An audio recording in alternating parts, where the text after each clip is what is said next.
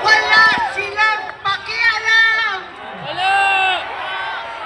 Wala! Gobyernong tulog! Lasing sa kapangyarihan! Sadyang pipiliin pa bumiyahe, makihalubilo sa Canada, sa mga dayuhan sa Amerika, habang ang Pilipino ay nagdurusa sa kasulinang hindi abot kaya, pagkain ginintuan at napakahirap na buhay. Wala silang pakialam. Wala! Pagkat itong gobyerno ay bangag! Walang malay!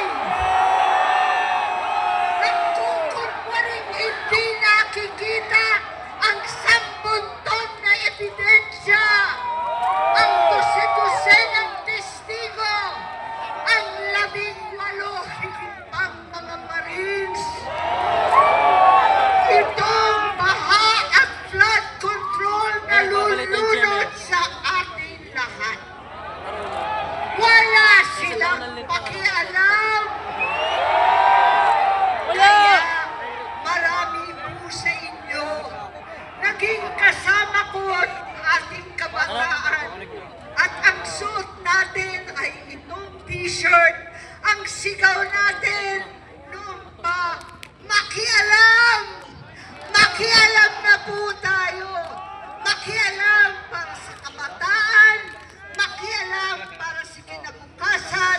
Makialam para maibalik ang katotohanan sa ating lipi.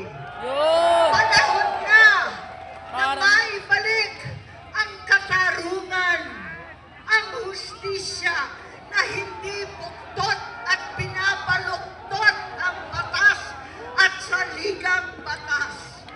Katarungan na pantay-pantay sa mahirap at mayaman.